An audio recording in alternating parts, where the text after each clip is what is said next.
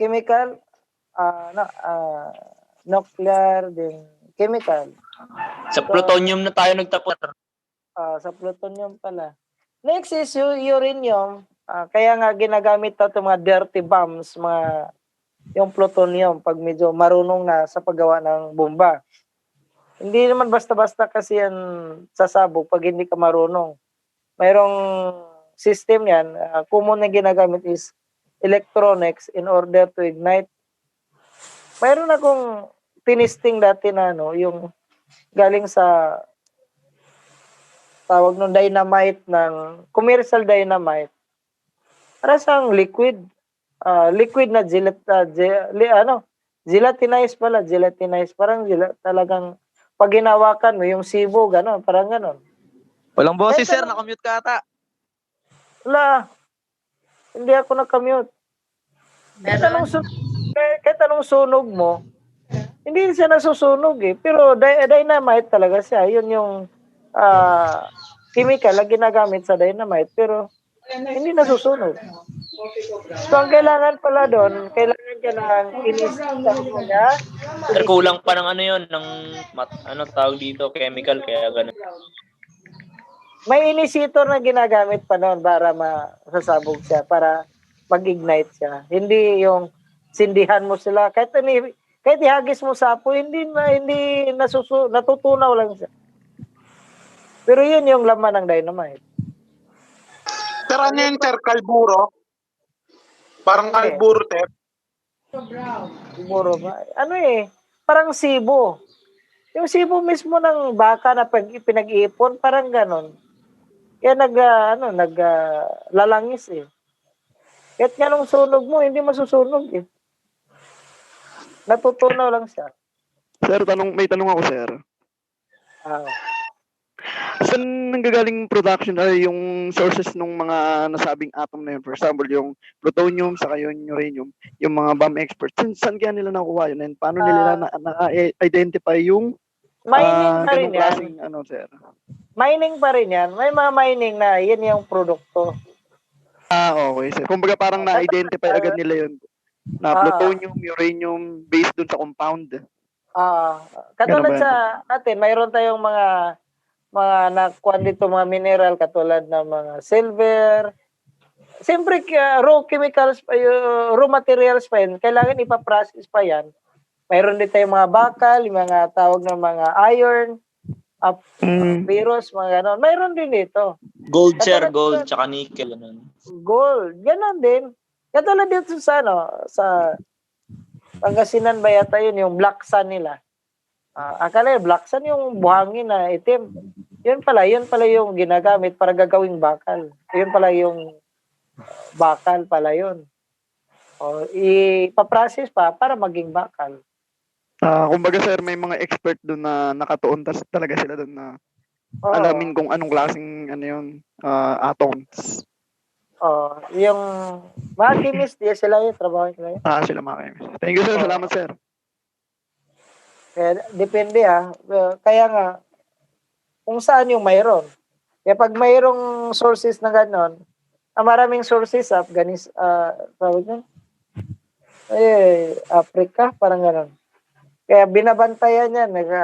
Limited lang yung pwedeng makabili, yung authorized lang, katulad ng mayroong paggawa Japan.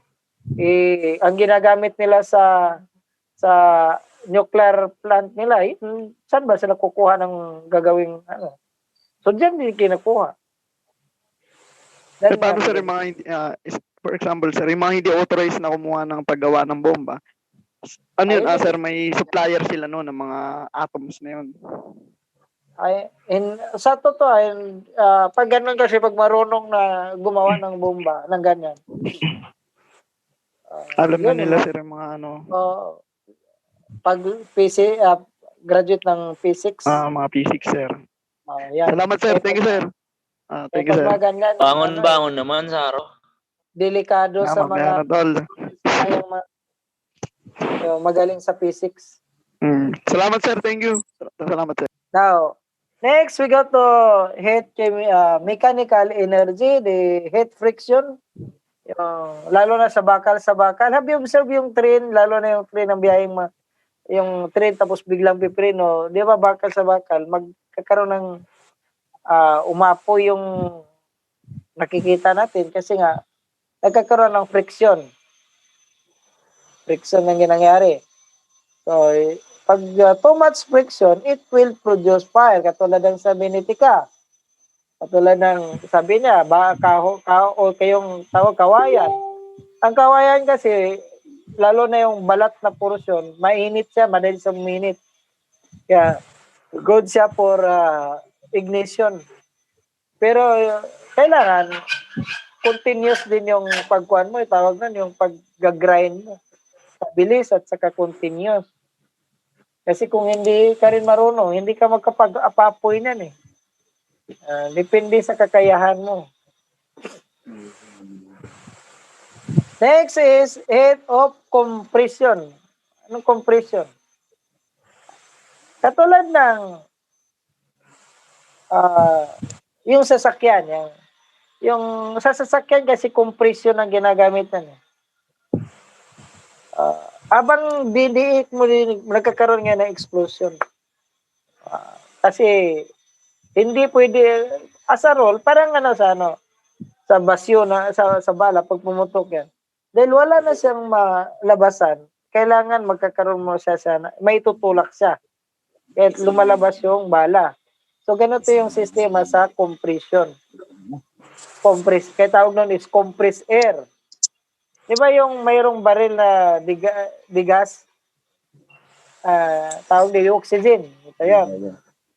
Pero may sounds, ito yung tinatawag natin na compress by compression.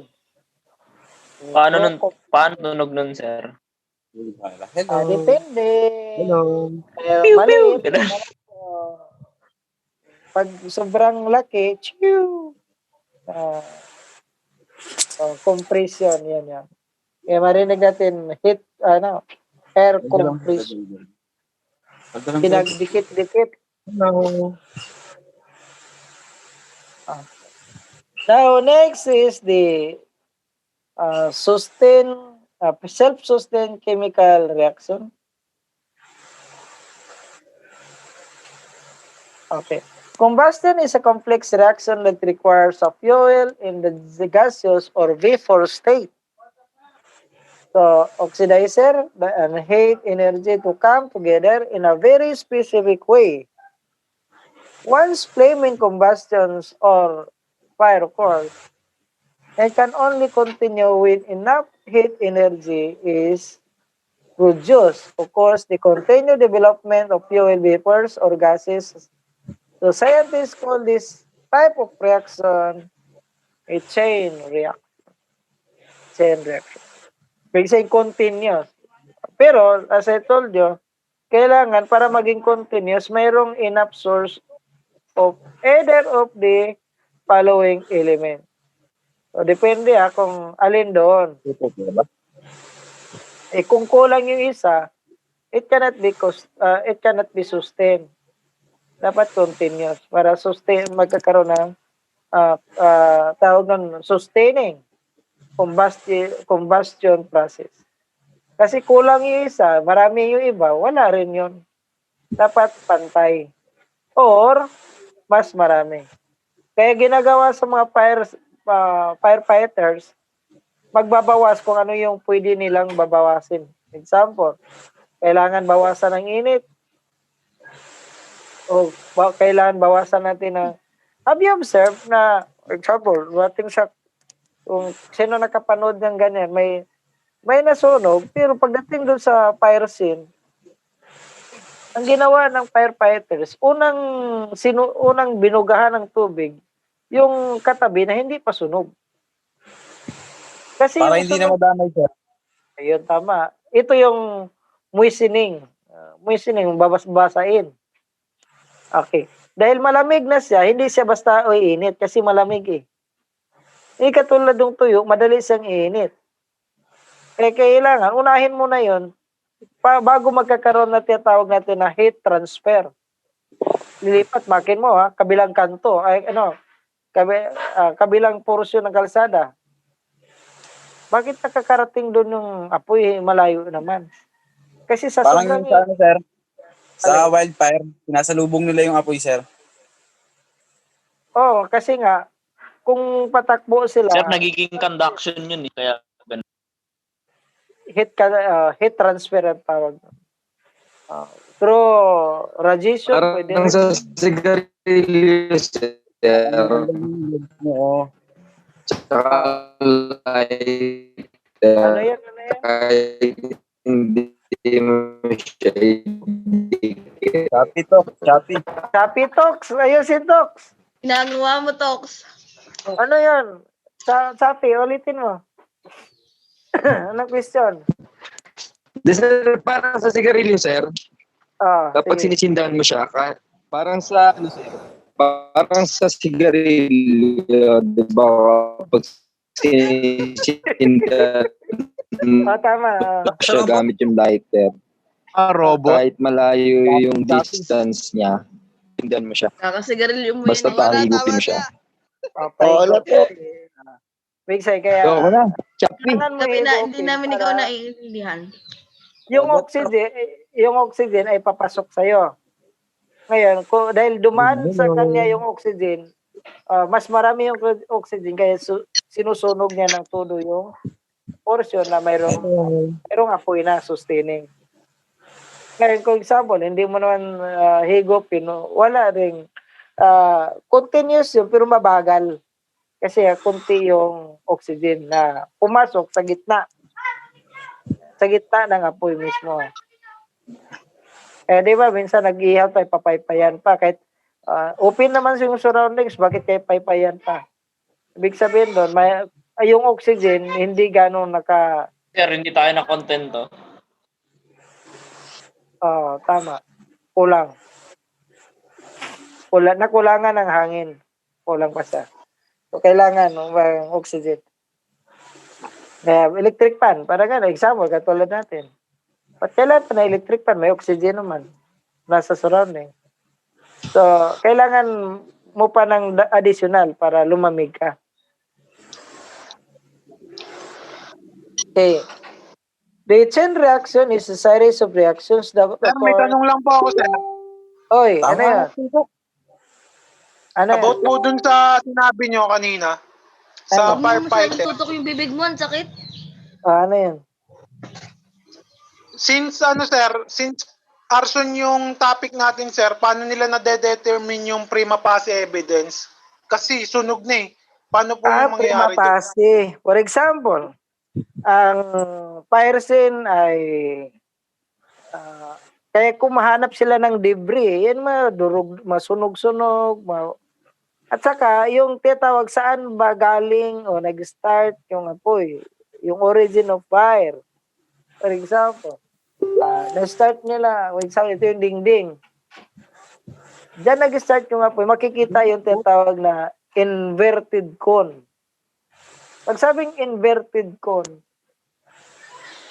parang makita mo yung sunog sa gilid. Bakit ito lang yung sa lahat? Ito yung nagpupurma ng sunog na parang ano, yung apa ng kwan, pa ganon.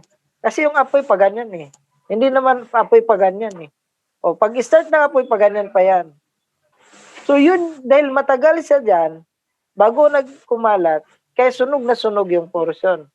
Ngayon, for example, may napulo doon sa lugar na yun, ay napulo nung kinuha yung chemicals, ay yung mga debris, mayroong traces of gasoline. Hindi naman nawawala yan, nandyan pa rin yan, may mga traces pa rin yan. Ngayon, kung yan na makikita nila, ibig sabihin, mayroong ginatawag na may ginagamit na plant, pampabilis na apoy. So, pag gano'n na sistema, pwede natin masabi ito ay sinadya ito. Nader, sabay-sabay yung sunog. Pakin mo isang building, may sunog sa baba, may sunog sa taas. Ba't ganyan? Lukuhan naman nata yun. Okay. Yung origin, bakit ang dami? Nader, yung apoy galing, ang apoy ay bumababa. Bakit mo, apoy pababa, ano? Oh. Walang ganon, class. Ibig sabihin, may gasolina o anong chemicals na, combustible chemicals na ginagamit para mabilis yung apoy o sunog. Kaya pababa. Kasi pababa naman yung mga liquid hindi pataas. Dapat po pala, sir, magaling ka mag-construct ng mga Colorin ganyan, mo sir. yung papakain kahit anong. O, sabihin mo Kailangan lang, magmahal ka. kaya nga, pag-isipan mo muna kung bakit ganitong style. Kaya tawag ng telltale signs. Ang tawag. Telltale signs ang tawag. Yung mga maisip, bakit ganun nga? Bakit yung usok niya, ganito yung kulay? Bakit yung apoy niya, ganito yung amoy? Yung usok, ayan na, yung amoy pala ganito. Tapos yung Sir, ano kulay ng pong talagang kulay nung apoy? Blue, kasi may iba blue, pula, orange. Ano talagang kulay, sir? depende sa combustible Ginamit, sir. materials na nandoon. Na nasusunog. Not necessary ginamit. Yung nagsusustain. Kasi yung initiator kasi yung ginamit. Kaya pinaka-importante dito, nung nag-start yung apoy, gano'ng kabilis. Kasi Okay, sir. Thank you. kung sobrang bilis, ibig sabihin may chemical. Tumo niya chemical. Sir, bakit pag sinisiga ang gin, hindi basag yung yung bote? Sinisigaan. Kasi nga, kunti lang naman yung dyan, yung tawag nun, yung alcohol. Sir, alam niyo yan, sir? Yung alin. Kunti lang naman kasi siya, hindi pa niya kayang babasagin yung bote. Try mo lahat alcohol, basag yung bote. May halo na kasi siya. Ang alcohol kasi, yung content, umaangat, nasa taas yan. Hindi naman sa baba yan, lalo pag Sa bagay, sir, ilang percent naman ng alcohol yun. Kaya hindi siya nababasag. Hindi talaga. Kasinggero. Naubos naman. Kasi may singaw may singawan. Try mo walang singawan, sasabog yan. May singawan siya. Sir, bakit pag electricity hindi ina-allowed na tubig yung pampatay sa apoy? Bakit, sir? Good conductor kasi yung tubig sa electricity. Kasi mayroong ions at saka protons. Positive, negative na molecules Kaya good conductor siya. Ngayon, ang gagawin yan, pwede naman tubig pa rin naman ginagamit sa pagpatay kadalasan Sir, meron po kasi silang sir, sa fire extinguisher, pang chemicals compound lang po daw yun. Pwede nga kung determine mo yung nakita mo talagang ang spark ay kuryente. Wiring, sir. Yes, sir. Wiring. Gamitan mo ng fire extinguisher na gano'n, yung foam. Paano kung buong bahay, yun na sunog? Kaya mo foam yung gagamitin mo, mahalang foam. Bakit tubig pa rin ginagamit nila? Fire extinguisher pa rin, sir, isang truck. Truck, yung fire truck. Okay, ang ginagamit nila noon, para nalamig yung, tatanggalin yung init. Kasi pag mainit na, wala na yung init dun sa wire. Ang gagawin nun, may tawag sila nun, cutting off. Tawag na, kalimutan tawag na doon. Yung i-on, patay, on, patay. I-on yung hose, patayin agad. Ibig sabihin, nakatalsik na yung tubig. Bakit kailangan papatayin para hindi dadalo yung tubig ay yung kuryente papunta sa'yo? Kaya ginagawa yon. Hindi po pwede continuous. Kailangan, may tawag, nakalimutan tawag doon. May cutting off ang tawag lang, parang cutting off. Ibig sabihin, open yung hose, patayin. Ibig sabihin, nakaputol na yung continuous ng wire, ay ng kuryente, wala na. Pinapalamig lang yan para huminto. Okay, thank you, sir. Okay, continue. Now we go to fire development. Okay, with the four components of the fire tetrahedron come together. So ignition occurs. So, for a fire to grow beyond the first material ignited, heat must be transmitted beyond the first material to additional fuel packaging. So, we have the stages of development of fire. Number 1 is ignition, growth, flash over, delay, fully develop, decay. So ignition describes the period when the four elements of the fire tetrahedron comes together and combustion begins.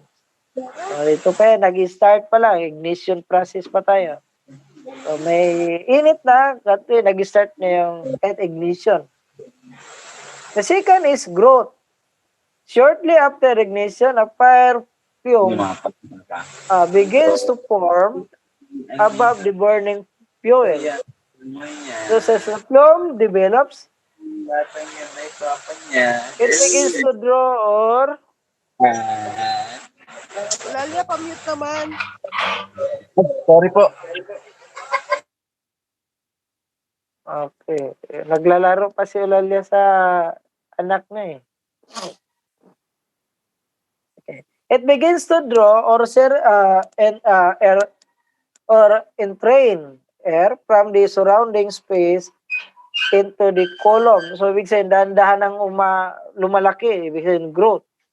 So, yun. From the ignition, napagkakarampot na po din hanggang lalaki na siya ng dahan-dahan. So, they call this as growth.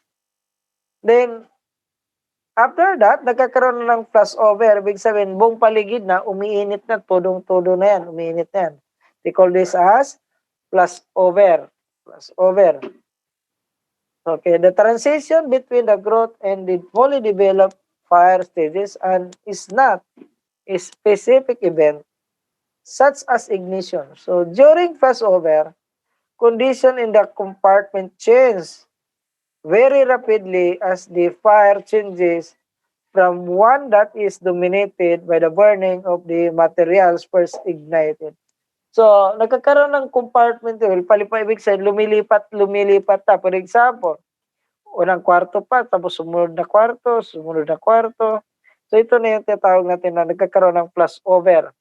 Akin mo, dito sa kwarto nag-start, pero ang apoy, nakarating na doon sa kabila. So, nagkakaroon na ngayon na flash over. Na hanggat buong bahay na susunod. So, ito yung tinatawag natin na fully developed fire. Now, kung wala na siyang susunugin, uubos na yung fuel, so ito yung, naiwan niya yung decay. Ibig sabihin, yung mga debris na sunog. Yung mga, sabi natin, mga uling-uling na lang. So, yun yung decay. So, ito yung pinagkukunan ngayon natin ng prima facie evidence na mayroong suspected arson na nangyari. Ano yun? Yung possible of chemical na naiwan pa. Another, yung nakikita natin na inverted cone. Bakit ang daming inverted cone? Dapat isa lang. Okay. Kaya nga, kailangan in the investigation ng arson, ma-establish saan nag-start, sang portion. Example, kaya tinatanong, saan ba nagaling na bahay nag-start? So, yung bahay na yan, doon nagsimula. So, ang focus ng investigation na, yung bahay na yun, hindi na yung iba kung saan na yun, wala na yun. Hindi na i-investigahan yun. Ang investigahan, yung una. Yun yung pinaka-fire scene. The other part, yung nadadamay, wala na yun. Ano pa mag-investigahan mo doon? Ang unahin natin, yung investigahan, yung una, kung anong dahilan, bakit nagkakaroon ng sunog? Ito ba sinadya o hindi sinasadya? Yun lang yung hinahanap dyan eh. Pag sabi nilang, hindi sinasadya, di tapos yung kaso. Sir, pag bigla pong nawala pag nawala po yung account ko, sir, ibig sabihin lobat na, sir, 3% na lang po. Sorry, sir, sensya na. Sir, tanong lang, sir. Okay. Ano yung sa arson, sir? Civil liability o criminal liability, sir, ang mangyayari? Kasi kung hindi nila ma-determine kung sino yung talagang nakasunog. Okay, walang actually, pag hindi ma-determine kung kung sinadya ba o hindi, wala tayong mapagkasuhan. Mayroon ding isa, determine talaga kung sa kanila galing yung sunog. Gustong kakasuhan ng mga nadamay yung negligence on the part of the parents. Ayaw yung mag-asawa. Sa atin naman kasi, pag hindi, sa ordinaryong batas, pag kahit hindi sinasadya, ordinaryong krimen maliban dito sa arson pag hindi sinasadya, sa Sir, ordinary may tanong din ako, sir. wait lang. Pag hindi sinasadya, May krimen pa rin. pampalito kasi na tanong dyan, sir eh. Halimbawa, sir, may patay na, tapos sinunog, sir. Consider ba na pasok pa rin ang may criminal liability pa rin ba yun, sir? Patay na, sinunog pa. Mayroon pa rin. Pag patay na, sir, Mayroon sinunog rin, pa. pero ang tawag May doon criminal liability ba yun, sir? that is impossible crime. Kaya ang ikakaso lang naman dyan is Mate na yun. public tawag nun, public pasok siya sa public scandal. Public scandal, sir. Mayroon. May liability pa rin yun. Not unless, Di ba sir, pagpatay na sir, matuturing na natin non-living things. So, paano magkakakaso dun, sir? public scandal. Public scandal lang, sir. Wala na yun. Hindi na sabing pinatay mo, wala na yun. Kasi paano Sir, doon pumapasok yung possible crime, di ba? Yun nga yun. Paano mo patay yung taong patay na? Kasi, Sir, paano di ba sa sir, matuturing na natin na non-living things. Yun nga. Ang ikakaso mo lang doon sa gumawa, yung public scandal. Kasi ang ginawa na is scandalous. Sir, paano pag yun nasunog, sir? Tapos meron nakaburol, ganon, sir. Yung burol, wala na, kasama ko yun. Pero, ang kaso mo lang doon, arson.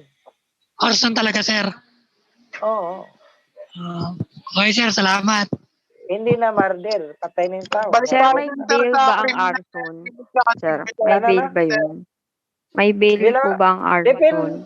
Depende sa distraction. Kung yan ay destructive arson or arson of small value. Depende Hindi kunyari, sir, may namatay yung pa arson ganun. of distraction, sir? Namatay pa, sir. Pag may namatay, pag arson with homicide.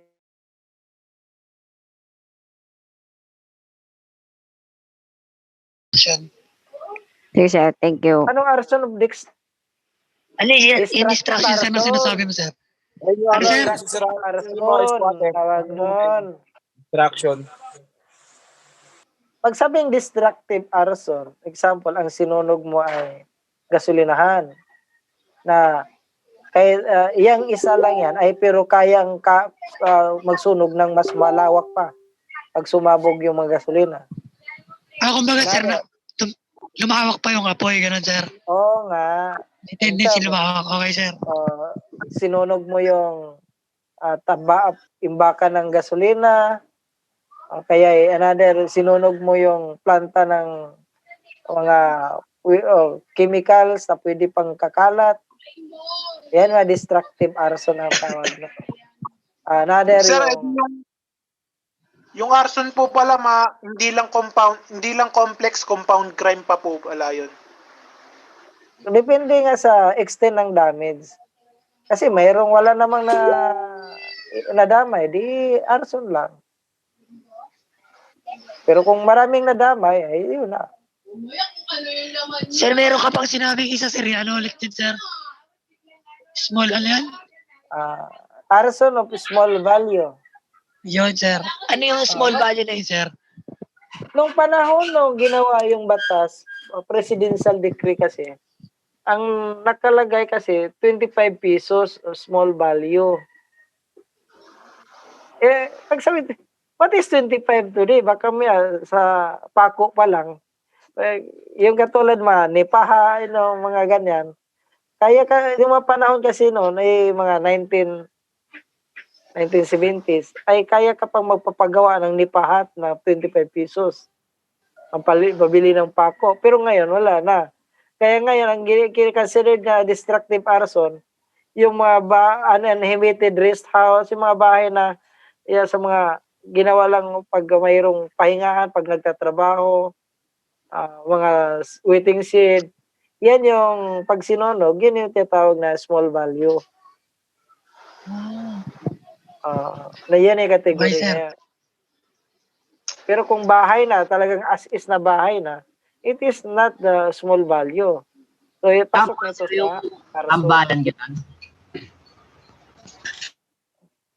Categories na ito ng arson, pero walang specific na small value.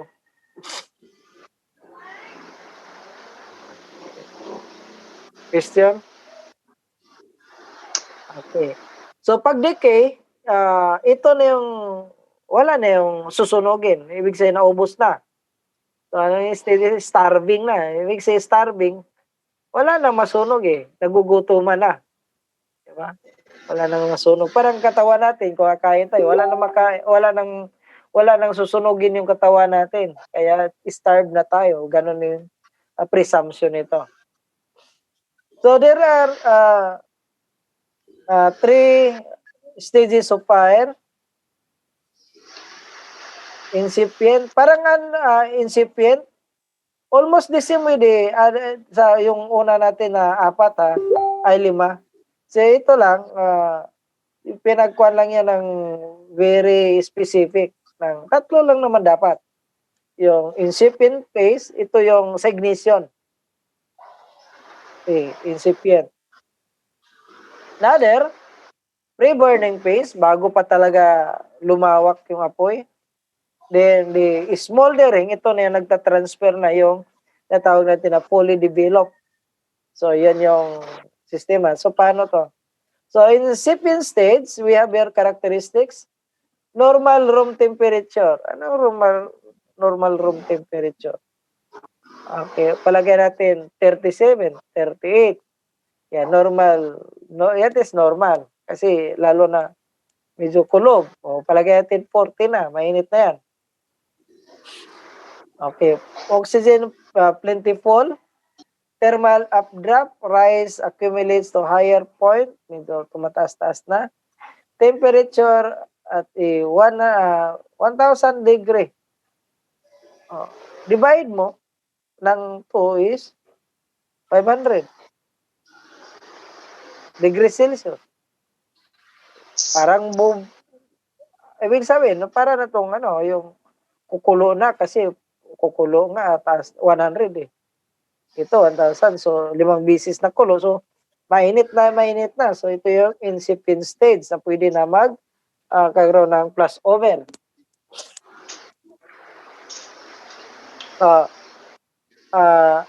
Next is the pre-burning phase. Phase of burning which the materials or structures are burning in the presence of adequate oxygen. So what is very important here in these stages is the presence of oxygen. We cannot start, there is no incipient, at the same time burning stage without the oxygen. Oxygen ang very important dito. Hindi pa ganong kailangan yung maraming fuel. The characteristics of pre-burning, fire has involved more fuel. Oxygen supply has depleted. Okay, pag nag-start na kasi yung apoy class, yung oxygen sa lugar naubos.